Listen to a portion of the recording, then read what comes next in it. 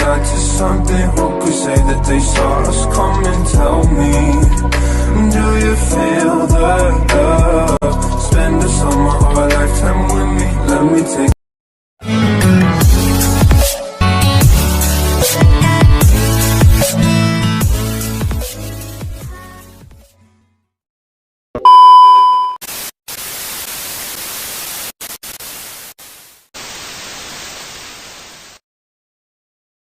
Selamat pagi, perkenalkan nama saya Yulia Angelina Napitupulu. Saya mahasiswi PGSD FKIP Unri, kelas PGSD 2B Universitas Riau. Video kali ini saya buat untuk memenuhi tugas mata kuliah Ilmu Lingkungan dan Mitigasi Bencana dengan dosen pengampu Bapak Mahmud Alpusari. Saat ini saya sedang berada di samping rumah saya, tepatnya di perkebunan kelapa sawit. Bisa dilihat, jadi saya akan mengamati lingkungan sekitar perkebunan kelapa sawit ini, bagaimana etika lingkungannya, bagaimana komposisi ekosistemnya, bagaimana pencemarannya, bagaimana komposisi fisikanya yang terjadi, terus kearifan lokal dan lain-lain. Nah, saya akan membahasnya secara singkat di video kali ini.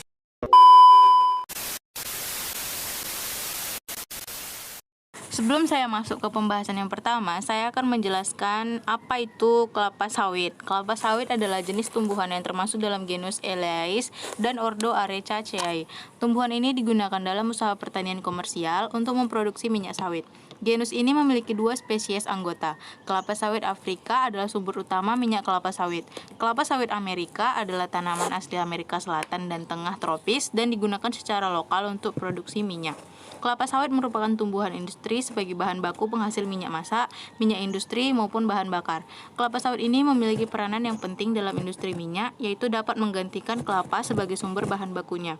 Perkebunan menghasilkan keuntungan besar sehingga banyak hutan dan perkebunan lama dikonversi menjadi perkebunan kelapa sawit.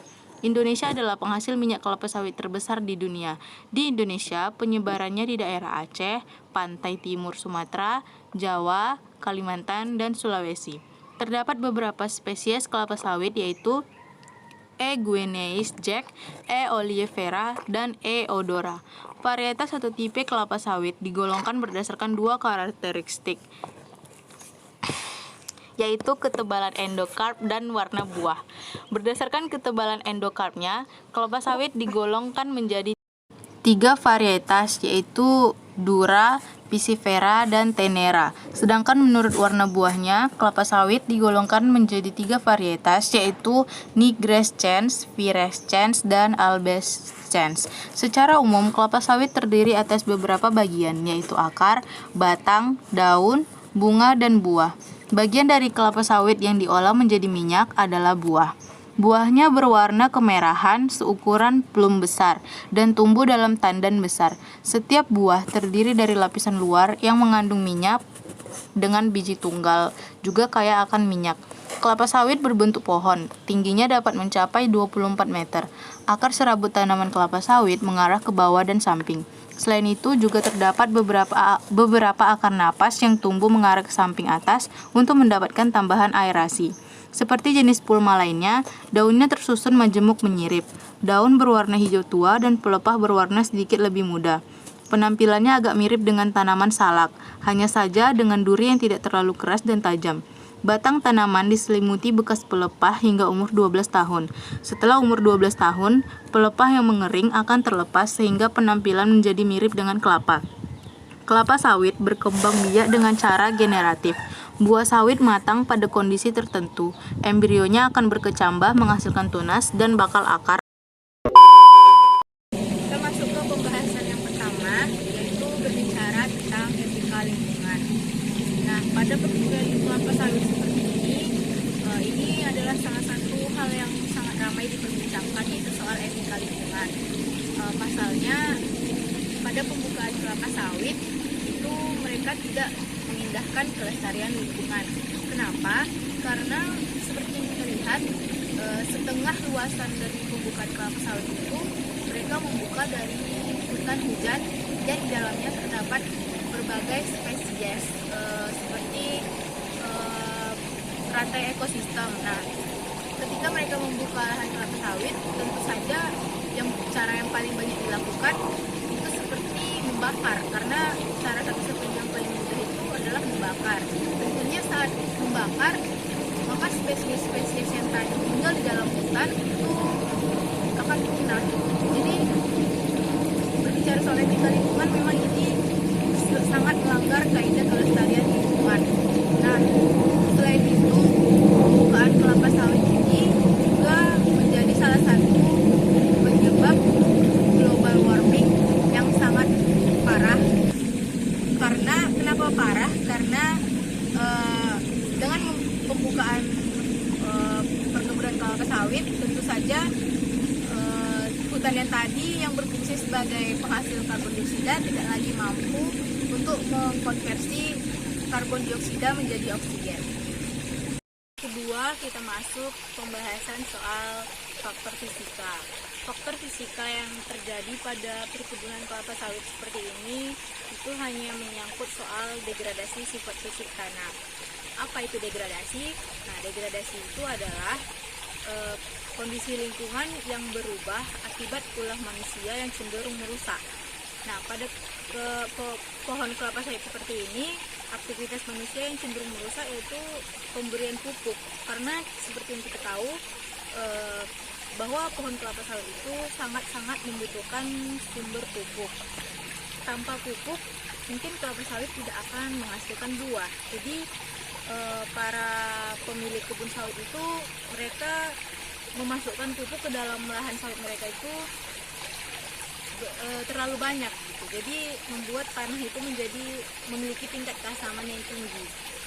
Jadi tanah-tanah di sekitar perkebunan kelapa sawit itu sudah bisa dipastikan bahwa di sana tingkat keasamannya tinggi. Ketika dia akan ditanami tumbuhan lain, itu dipastikan tidak akan tumbuh karena tumbuhan itu tidak akan tahan dengan tingkat keasaman yang tinggi. Lihat di salah satu pohon ini, tanahnya gersang dan tidak subur. Artinya ini pemberian pupuknya sudah cukup banyak, sehingga apabila kita menanam tanaman seperti cabai mungkin tidak akan tumbuh karena derajat keasamannya sudah sangat tinggi. Begitu juga dengan sekelilingnya di sana, itu tidak akan bisa ditumbuhi tanaman apa-apa kecuali seperti rumputan lalang, karena lalang memang bisa untuk menembus tanah yang sudah keras dan gersang. Masuk ke pembahasan yang ketiga, yaitu soal isu lingkungan. Nah, isu lingkungan yang sering terjadi pada lahan perkebunan kelapa sawit seperti ini, yaitu banyak masyarakat menganggap bahwa lahan perkebunan kelapa sawit itu tidak ramah lingkungan karena pengelolaan dan pembukaan lahan kelapa sawit itu dinilai tidak sustainable. Artinya itu masih merugikan, seperti deforestasi atau penebangan hutan secara besar-besaran, terus berkurangnya keanekaragaman hayati. Nah, maksud dari tidak ramah lingkungan itu seperti yang ini. Bisa kita lihat bahwa pelepah-pelepah sawit yang setelah mereka selesai memanen itu hanya mereka letakkan di samping pokok kelapa sawit tersebut. Nah, ini bisa menjadi pencemaran lingkungan. Selain itu, tidak menutup kemungkinan di dalam pelepah-pelepah yang berserakan ini banyak hewan-hewan liar atau hewan-hewan berbisa yang hidup di dalamnya. Nah, kalau misalnya perkebunan kelapa sawit ini tepat di samping rumah warga, tidak menutup kemungkinan bisa hewan-hewan tersebut akan masuk ke dalam rumah warga dan bisa membahayakan orang-orang yang tinggal di dalamnya. Nah, sebaiknya isu lingkungan seperti ini harus kita perbaiki. Mungkin bisa kita selesai kita memanen, kita membuangnya sedikit lebih jauh agar kita terhindar dari hewan-hewan yang tidak kita inginkan dan kelestarian lingkungannya bisa terjaga. Kita masuk ke pembahasan yang keempat, yaitu tentang komposisi dalam ekosistem. Pada perkebunan kelapa sawit seperti ini biasanya terdapat 70% spesies burung yang hidup dalam suatu ekosistem. Nah, seperti yang kita lihat pada pohon kelapa sawit yang sudah besar ini hampir tidak ada spesies burung. Begitu juga dengan pohon kelapa sawit yang baru ditanam juga tidak ada burung. Itu kenapa? Karena sebelumnya proses pembukaan lahan ini adalah dengan cara dibakar. Nah, itu membuat burung-burung itu ada yang punah dan ada yang berpindah tempat. Itu membuktikan bahwa pada perkebunan kelapa sawit itu biasanya struktur atau komposisi ekosistemnya sendiri sudah tidak lengkap karena sudah banyak yang punah karena proses pembukaan lahannya sendiri. Meskipun tidak semua perkebunan kelapa sawit itu dibangun di atas prinsip keberagaman hayati, ada juga yang dibangun berdasarkan prinsip tersebut, seperti kondisi di mana memungkinkan terjadinya interaksi spesies yang hidup dalam ekosistem alami dan perkebunan. Di satu sisi, perkebunan kelapa sawit seperti ini bisa dikatakan sebagai ekosistem monokultur dengan dominasi pohon sawit yang menjadi penyusun utama di dalamnya. Untuk ke pembahasan berikutnya yaitu soal pencemaran lingkungan. Nah, perkebunan kelapa sawit seperti ini mulai dari penanaman dan proses produksinya juga menimbulkan berbagai masalah serius yang terjadi di sekitar masyarakat. Seperti yang paling banyak terjadi adalah pencemaran sumber air oleh limbah kebun sawit, seperti menurunnya kualitas air, berkurangnya kuantitas air, dan tercemarnya sumber air. Banyak warga yang mengeluh debit air mereka berkurang karena terserap ke perkebunan sawit yang ada di sekitar tempat tinggal atau di sekitar desa. Selain itu, banyak juga masyarakat mengatakan bahwa tanaman yang mereka tanam di samping perkebunan kelapa sawit tidak tumbuh subur. Nah, itu diakibatkan karena pada perkebunan kelapa sawit ini pemberian pupuk itu sangat besar, menyebabkan derajat keasaman tanah itu sangat tinggi. Sehingga ketika warga ingin menanam suatu tanaman seperti cabai atau tumbuhan-tumbuhan lain, itu tidak akan sempurna tumbuhnya karena suatu tanaman seperti itu tidak akan tahan dengan derajat keasaman yang tinggi. Selain itu, banyak juga yang mengeluh debit air mereka berkurang. Karena apa? Karena perkebunan kelapa sawit yang ada di tepat di samping rumah itu menyebabkan air di sekitar rumah itu terserap ke lahan kelapa sawit. Nah, itu menyebabkan debit air pada rumah mereka lama-lama akan habis karena terkuras ke perkebunan kelapa sawit. 2000 years later. Kita masuk ke pembahasan yang keenam, yaitu tentang kearifan lokal pada masyarakat perkebunan kelapa sawit seperti ini. Nah, berbicara kearifan lokal yang biasanya masih terjadi pada masyarakat yang tinggal di daerah perkebunan kelapa sawit seperti ini, faktanya masih memegang erat budaya nenek moyang atau adat istiadat. Dengan menjaga kearifan lokal tersebut, tentunya dapat menciptakan harmonisasi antara perusahaan dengan masyarakat adat. Namun, ada juga sebagian masyarakat yang kehilangan kearifan lokal mereka karena pembukaan lahan sawit ini. Contohnya, kearifan-kearifan lokal yang bisa dilestarikan seperti tidak membakar lahan ketika ingin membuat suatu perkebunan.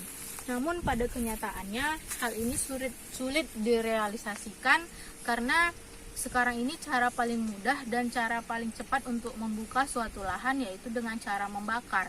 Maka bisa kita simpulkan kearifan lokal pada lahan perkebunan kelapa sawit ini sedikit mulai hilang atau mulai punah karena mereka sendiri sudah melanggar kearifan-kearifan lokal di desanya. Kita masuk ke pembahasan berikutnya, yaitu tentang ekosistem yang terjadi pada perkebunan kelapa sawit. Nah, perkebunan kelapa sawit ini bisa dikatakan yang terjadi di dalamnya yaitu ekosistem kebun, yaitu ekosistem yang dipelajari dalam ekosistem buatan. Di dalam ekosistem kebun ini terjadi interaksi antara faktor biotik dengan abiotiknya, serta terdiri atas komponen yang terdiri dari makhluk hidup seperti manusia, hewan, tumbuhan, dan mikroorganisme. Komponen abiotik yang ada di ekosistem buatan seperti perkebunan kelapa sawit ini yaitu tanah, air, cahaya matahari, udara, kerikil atau batu-batuan. Sedangkan untuk ekosistem sedangkan untuk komponen biotiknya meliputi semua jenis makhluk hidup yang ada di ekosistem kebun tersebut, mulai dari komoditas perkebunan, gulma di lahan perkebunan, serangga-serangga yang hidup, dan organisme-organisme pengganggu tanaman. Bisa kita lihat komponen abiotik yang pertama yaitu seperti tanah, lalu yang kedua air, lalu udara, dan juga cahaya matahari. Kemudian penjelasan saya mengenai pengamatan tentang lingkungan sekitar rumah saya, yaitu tentang perkebunan kelapa sawit. Apabila ada kesalahan, saya mohon maaf. Selamat siang dan terima kasih.